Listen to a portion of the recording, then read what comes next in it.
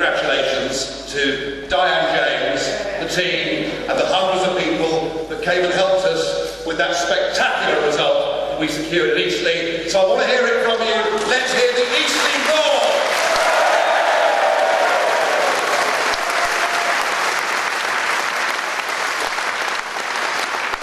But of course, Eastleigh wasn't a one-off, because since our last spring conference, we had a by-election in Corby, where Margot James did brilliantly in getting nearly 15% and our best ever at that time for a by-election.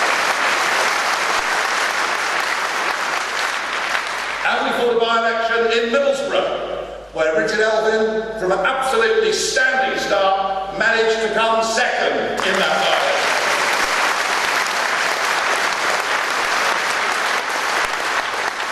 And of course, let's not forget Gotherham, where Jane Collins scored 22% of the vote and also came second in that by-election.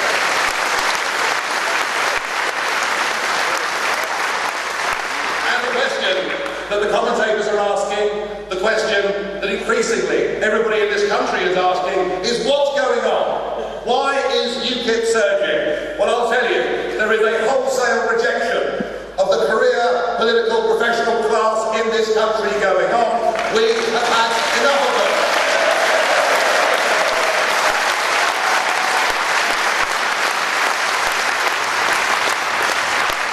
And they really do all look the same and sound the same.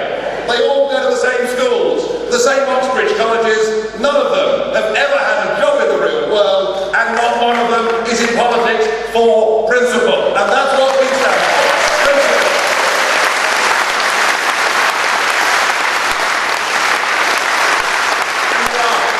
There are millions of ordinary, decent people out there who feel betrayed by this political class.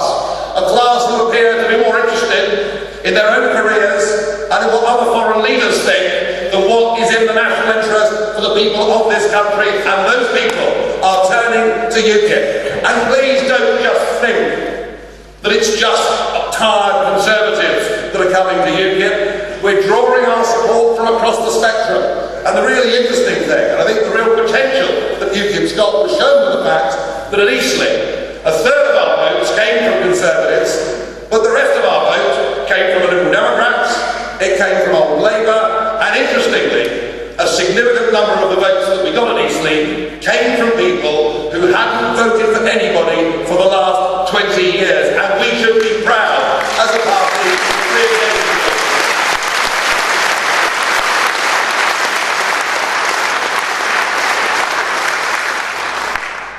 Well, of course, it's now been said that it's just a protest vote.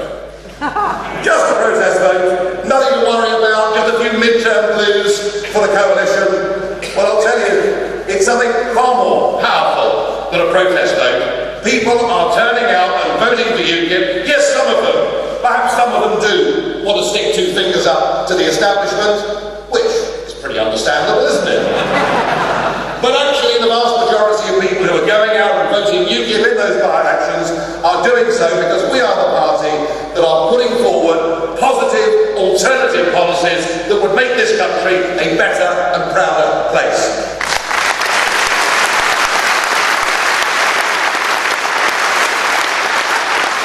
And we're not hamstrung by political correctness. We're not afraid to take on the issues that everybody else would like to simply brush under the carpet.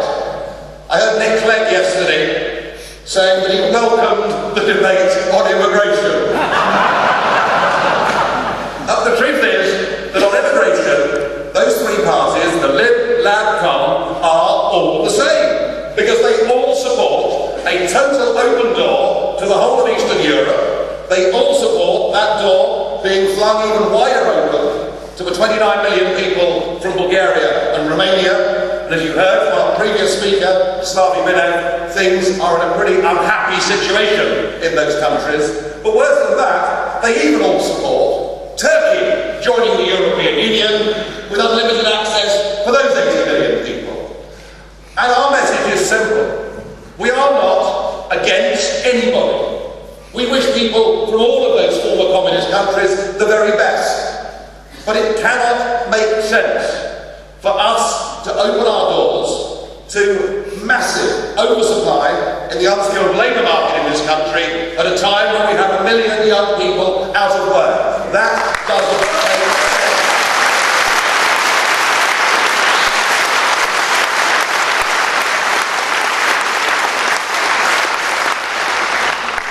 And it is an outrage, as far as I'm concerned, that from the 1st of January next year, people in unlimited numbers from Bulgaria and Romania can come to this country and within a very short space of time claim job seekers allowance, housing benefit, child benefit.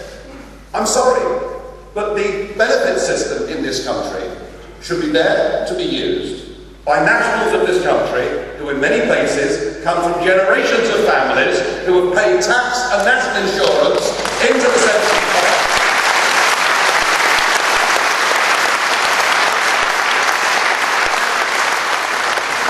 And as far as UKIP are concerned, nobody should be able to access the health service and the benefit system in this country until they have been in this country for 5 years, paid their taxes and obeyed the law. That would be right.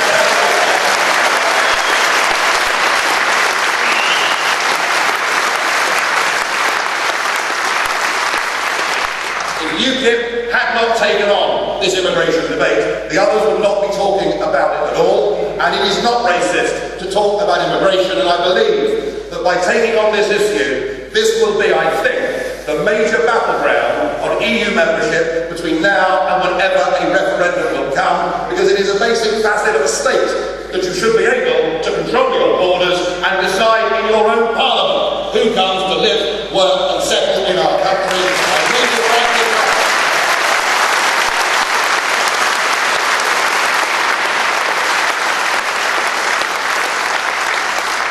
But of course it isn't just immigration that we're campaigning on. What about household bills? That's absolutely at the top of people's worry in this country, and whenever you get the electricity bill through, it's a bit of a shock, isn't it? And yet once again we see that our career political class are indeed all the same, because they all support the carbon targets agreed in Brussels. They are all enthusiasts for building what I think are ugly, useless, wasteful, expensive wind turbines that are now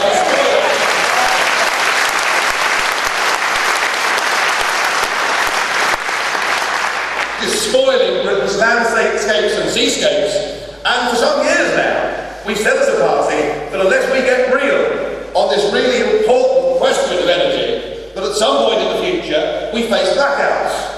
Now, you'll have seen in the newspapers yesterday that we may well now run out of gas within the next couple of weeks. So this isn't a problem that could occur in 5 years' time. It's a problem that could be on us by the time the spring is over. And what we are saying as a party is we have got to stop the billions of pounds of taxpayers' money that are being poured in to an utterly futile, useless wind energy programme. It must come to a halt, and come to a halt right now.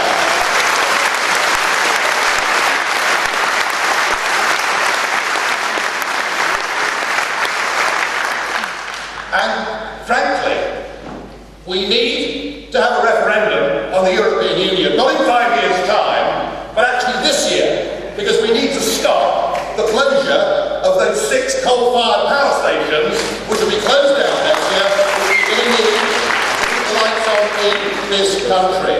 And you know, if you look just in the last couple of years, you see that both the aluminium smelters in this country have closed down. You see that steelworks in the north of England have closed down and relocated to India. So even if we were worried about CO2 emissions, it doesn't make much difference, does it, if all we're doing is paying to close down British manufacturing and send it across to India. It's madness.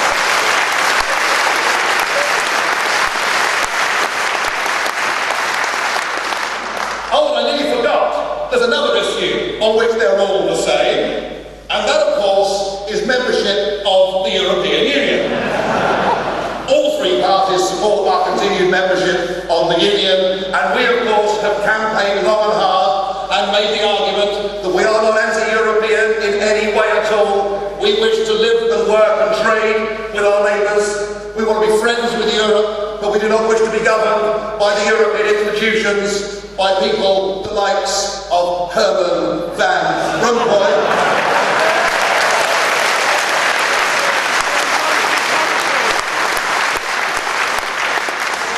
I was rather disappointed in the week when I heard that he's retiring next year. I should listen terribly.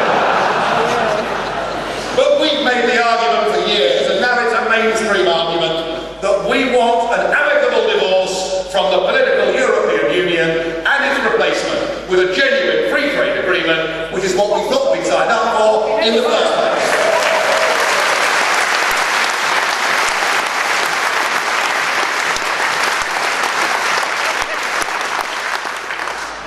And I must say that the appalling events in Cyprus over the course of the last week have surpassed even my direst of predictions, given in some of those helpful contributions that I've made in the European Parliament over the last few years. Even I didn't think that they would stoop to actually stealing money from people's bank accounts. I find that totally astonishing.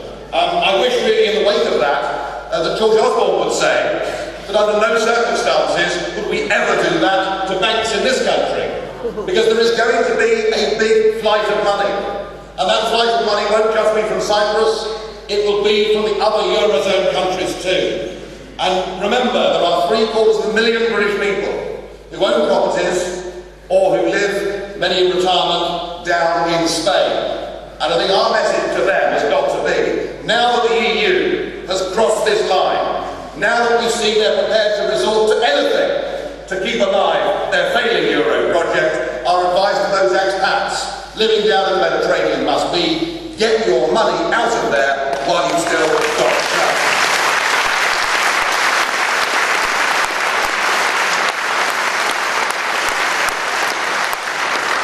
But to see the threats and the bullying that are going on with Greece, Portugal, Spain and Cyprus, and to realise that actually none of it will do any good anyway, because these countries should never have joined the euro in the first place.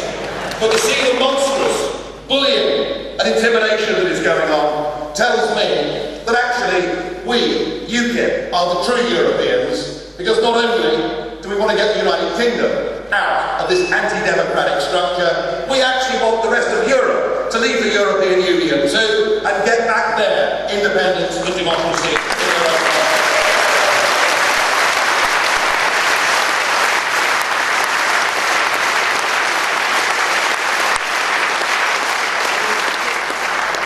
Now, of course, Mr. Cameron has talked about the European question in a speech he gave the other week. You might have noticed.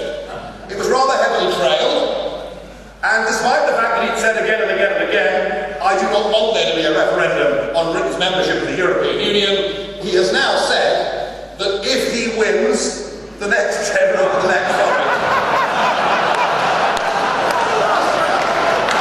it doesn't look very likely, does it?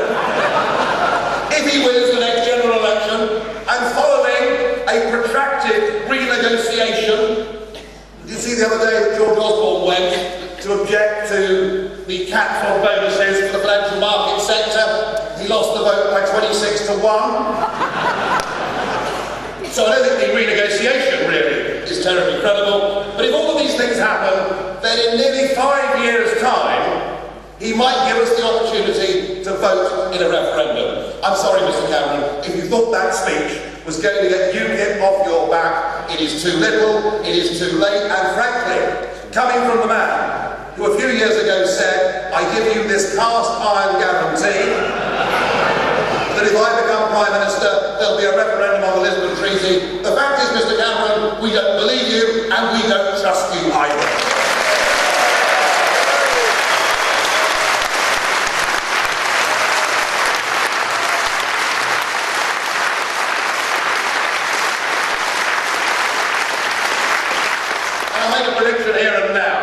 It may well be that at the moment Mr. Miliband and Mr. Clegg are not promising a referendum in their next manifesto, but after the local elections on May the 2nd, when we tear into their vote too, they will make the same pledge, and you know what? We won't believe them either.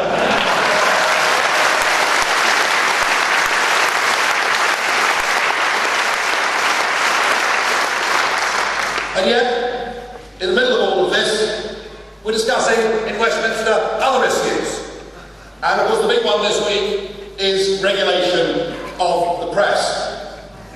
Now I think we have to recognise that there were some very serious tabloid excesses. Indeed, I was a victim of the hacking scandal myself. I wasn't very happy about it. But as it turns out, we actually have legislation against all of the things that those newspapers did. And whilst it's time-consuming and costly, we have had legal redress. Now, it looked for a period of time as if the Lib Dems and the Labour Party would press for state regulation, but the Cameron's Conservative Party would stand aside from that. But in a very odd deal that took place, we're told, at 2:30 in the morning in Ed Miliband's office with the hacked-off lobby group in the room, Cameron has decided that on this, as with virtually every other single issue, the three parties, the Lib Dem con, are to be all the same, and they are all pressing for state regulation of the press, and that means a big, expensive quango. It means politicians doing what they can to get stories suppressed, and doing it at a time where we have such an active and lively internet that it won't make any difference anyway. All it will do is to damage the British newspaper industry and magazine industry. And as somebody that travels a huge amount around the world, I promise you, whatever you think of the British press, I think we've got the best and most open press in this country of any country in the world.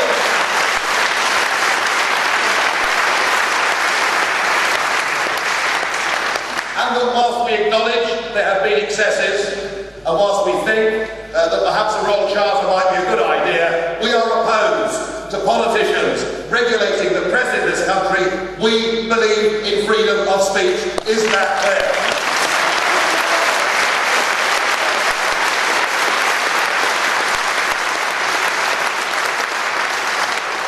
Now, I said at the Scarborough Spring Conference in 2011 that I believe this party had enough buzz and enough momentum that we could challenge and perhaps even overtake the Liberal Democrats as the third party in the opinion polls in this country.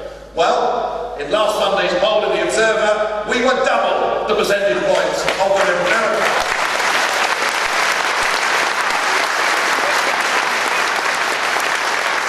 As I said already, we're taking our votes from across the spectrum, but it appears to be the Conservative Party that is fretting the most about the progress that UKIP is making.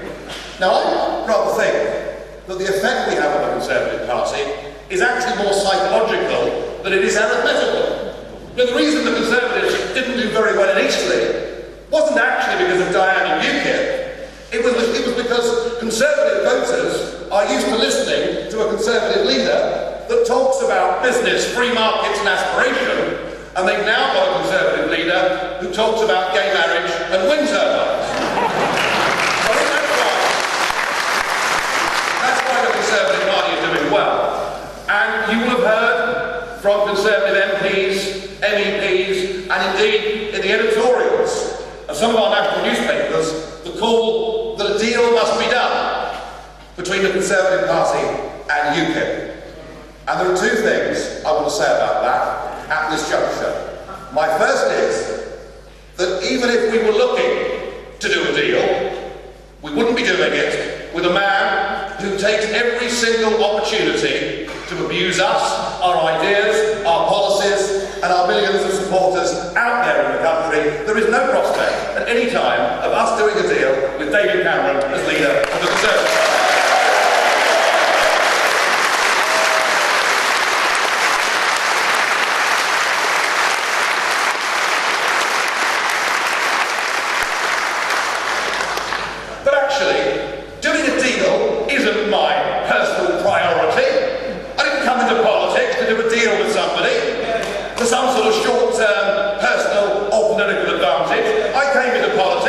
From business on a point of principle. I want my country back from the European Union.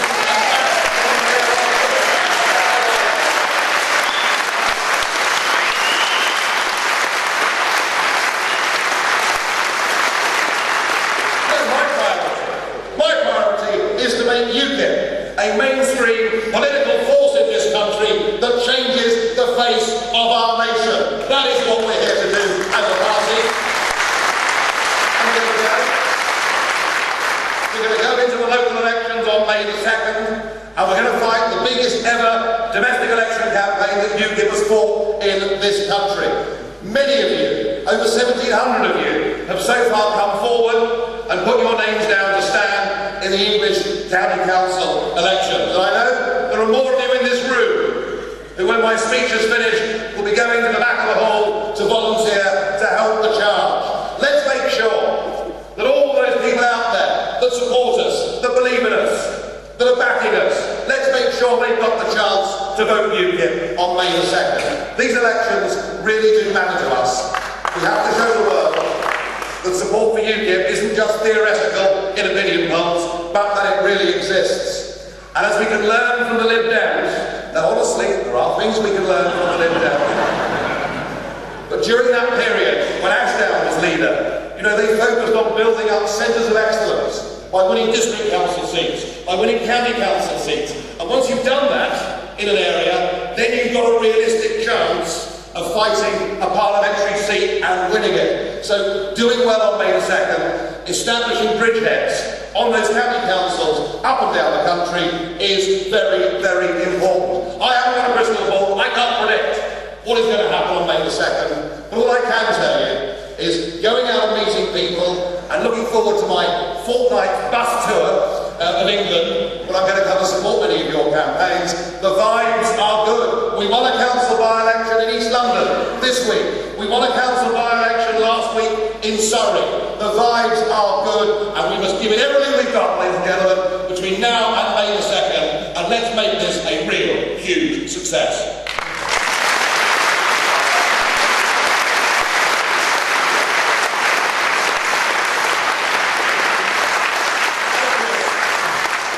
We'll have an eye out for the next parliamentary by-election, and we'll fight that with all the vigour that we've got. But once May the 2nd is over, the priority then is to get this party ready to fight the European elections in May of next year. Those elections will take place on the same day that thousands of district council and unitary authority seats are up. And it is my aim and my ambition that in those European elections next year, that we turn the tremor that we caused in British politics in Eastleigh into a national earthquake by winning the European elections next year. That is our goal, and that is our aim.